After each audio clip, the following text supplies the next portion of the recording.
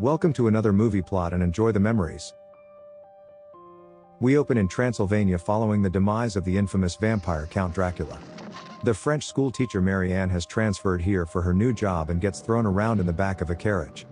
She asks the coach driver to slow down, but he completely ignores her until coming upon a corpse-shaped log lying in the middle of the road. While he moves it, a sinister-looking man pops out of the bushes and hitches a ride into town on the tailgate. They arrive by nightfall, but as Marianne enters a tavern, the hitchhiker pays off the coach driver to abandon the young woman.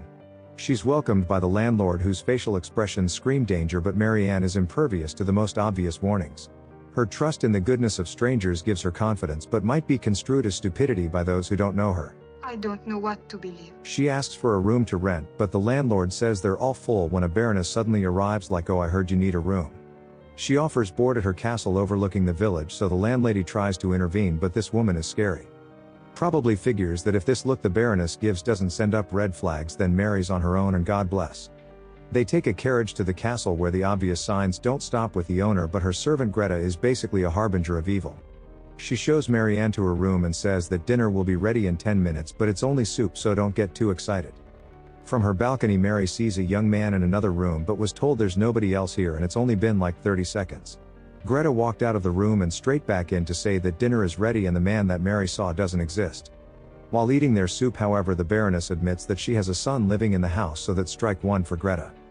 Marianne's told he's confined to his chambers for being insane, and his mother has convinced the world that he's dead. That's Mary's cue to go to bed early, because the quicker we get away from this crazy woman, the better for everyone's health. During the night, however, she becomes concerned about the son, so goes to the window, and wouldn't you know it, he's a jumper. Don't do that! Mary runs to the closed-off portion of the castle, which you would assume is locked, and says, "Don't jump, you depressed stranger." The Baron Meinster asks, "Why have you come here?" So Mary says, "I have come here from the window," but that's not what he asked. He reveals that he couldn't jump even if he wanted, because Mother has chained him up and claims that it was to usurp his inheritance. Not sure if he hypnotizes her or if Mary just gives in to his pathetic begging, but she agrees to help locate the key to his shackles. She steals it from the Baroness's bedchamber then to avoid being caught, scales around the outside of the castle. It would all end here if Mary was a lousy throw, but the Baron catches the key just as his mother arrives to say, "What the hell, lady?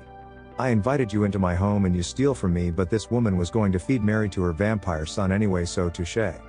She runs into his arms, not realizing that his mother is petrified of him for a reason, and none of this is done through hypnosis. You know he's using his hypnotic powers when it zooms in on his bloodshot eyes, which is how he forces his mother to come downstairs. He takes her out of frame to suck some blood while Mary waits in her room, then a few minutes later hears a hysterical scream. Greta weeps over the Baron's untethered chain, having found the dead Baroness drained of her blood at the hands of her son. Assuming the servant is the one who murdered her, Mary flees in a panic, and Greta's evil cackling doesn't help her innocence. Either way, she waits to loyally serve the Baron while Mary passes out somewhere in the woods from all the stress and is found in the morning. The vampire hunter Van Helsing gives the unconscious girl some unregulated smelling salts to wake up, but now she suffers amnesia.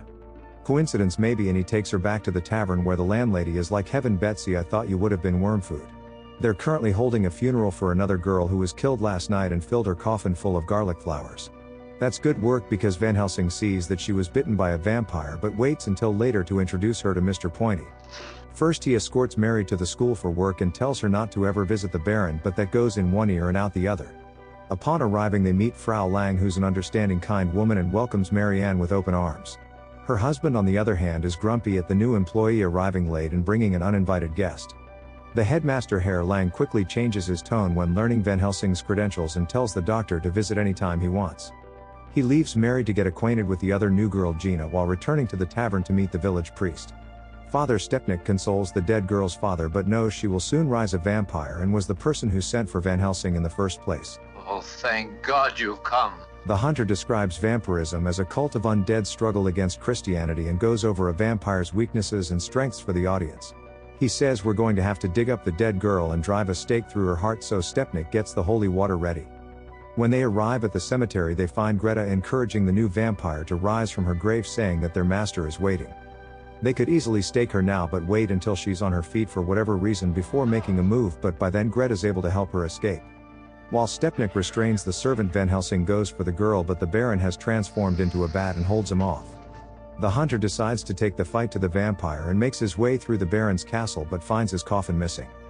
He discovers the Baroness has risen a vampire herself and the Baron has yet to leave, so he whips that crucifix out like a quick draw.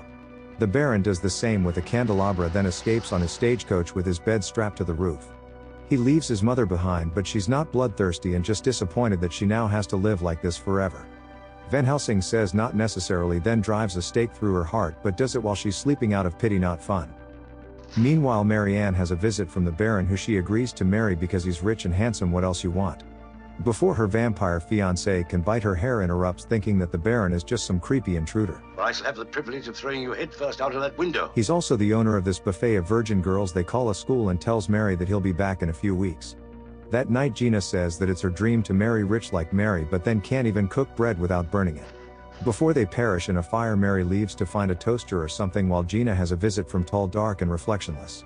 He's probably thinking you look different than when I left you, but bites Gina whether this bloodbag's his fiancée or not. Meanwhile, at the tavern, Van Helsing meets Dr. Tobler, who has some strange habits for dealing with corpses. He swallows every medication for every illness, saying that precautions are better than cures, and washes them down with wine. The landlady is then made to hold his head over a bucket of vapors, but when he won't stop complaining, she gets fed up and leaves. Tobler's now ready to join Van Helsing as he inspects Gina and concludes that she was bitten by a vampire and will soon join the cult of the undead. The landlord is told to keep her coffin locked in the stables until Van Helsing returns, so Marianne watches over it with the stable boy. A padlock breaks off Gina's coffin, so the person with pants on goes to retrieve another, but is attacked and killed by bat-form Baron. The rest fall off and Gina rises from her coffin with the complexion of a paper plane and a set of intrusive wax teeth. She struggles to say through them that the Baron is at the old mill and tries to lure her to the dark side with promises of kisses. Just then Van Helsing enters and allows vampire Gina to run away because Mary has gone and fainted all over the place. He takes her inside, where Marianne says that the thing that attacked her looked just like Gina, so I think we got a little brain damage. It doesn't stop her from revealing Loverboy's location, so Van Helsing takes his sharpest stake and shiniest crucifix up to the old mill. Before he can put a cross inside the Baron's coffin, Gina and the other one appears, who really should have been given a name. Since they can't advance past the cross, Greta wrestles it out of Van Helsing's hand, so he pushes her out a window and she dies on impact. Before he can retrieve it, however, the Baron comes out swinging around a chain like that's somehow more threatening than his fangs. Van Helsing kicks this watered-down Dracula halfway across the building, then they tussle for a bit with the brides lending no help. Since he's supposed to have some super strength, even if he doesn't show it, the Baron overpowers Van Helsing and bites him on the neck. He leaves the infected hunter while flying over to Marianne, who's finally got the picture that this guy is evil. He prevents her from grabbing a crucifix and appears like he's leaning in for a bite, but we cut away because of suspense. Van Helsing wakes up and realizes, oh crap, I'm about to drink the cult of the undead Kool-Aid, so he thinks on his feet. He heats up a metal branding iron and purifies the wound, then pours holy water on it because we're out here trying everything. The brides continue to be useless as they witness the wound heal, and Van Helsing discovers the cure for vampirism apparently. Marianne was kidnapped and hilariously flown here by the Baron in bat form so that the hunter can witness her be turned into a vampire. First he gives her a full dose of the hypnotic eyes for whatever that's worth, but Van Helsing delivers him a face full of holy water. It burns off half his skin, so the Baron kicks over a brazier, forcing Van Helsing and Mary to retreat upstairs from the flames. This is the last time we see the brides, while the hunter comes up with the ingenious idea to turn the sails of the windmill into a cross. As the Baron retreats, he's caught in the shadow and killed by the Christianity, but doesn't do anything dramatic, just kinda goes plonk.